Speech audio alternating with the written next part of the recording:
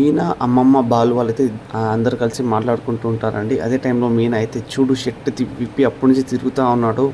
నాకు ఎలా వికారంగా ఉందో అని మీనా అయితే అంటూ ఉంటుంది. అప్పుడే బాలు అయితే ఇప్పుడు నీ కోపం పోవాలంటే నీ షర్ట్ వేసుకుంటే చాలా చెప్పు షర్ట్ వేసుకోమంటా అని బాలు అయితే అంటూ ఉంటాడు.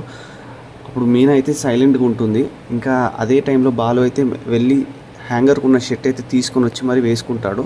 అప్పుడే బాలు మీనాతో అయితే అడుగుతుంటాడు, చాలా నీ కోపం తీరిందా చెప్పు అని అంటూ ఉంటాడు. అప్పుడే అయితే అమ్మమ్మ అయితే చాలా బాగున్నారు ఈ షర్ట్లో అని అంటూ ఉంటుంది. అదే టైంలో బాగున్నా డార్లింగ్ అని అడుగుతూ ఉంటాడు బాలు అయితే.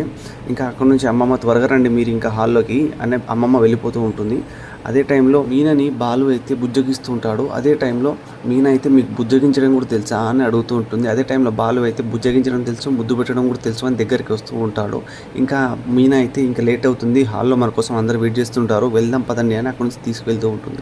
అయితే హాల్లో అందరూ మాట్లాడుకుంటుంటారు. అదే టైంలో కామాక్షి అయితే ఒక మాట అయితే అంటుంది, బాలుని మీన కాబట్టి భరిస్తుంది, అది వేరెవరైనా అయితే ఈ ఇంట్లో అసలు ఉండేవాళ్ళే కాదు, వదిలేసి వెళ్ళిపోయేవారు లేదా ఇక్కడ నుంచి బాలునే తీసుకెళ్ళిపోయేవారు అని అంటూ ఉంటుంది. అదే టైంలో శృతి కూడా ఈ సిచ్యువేషన్ మీన తను చదువుకోలేదు కాబట్టి మీన అయితే ఉండగలుగుతుంది, అదే నేనైతే అసలు రవిని తీసుకొని ఇక్కడ నుంచి వెళ్ళిపోయేదాన్ని అని అంటూ ఉంటుంది.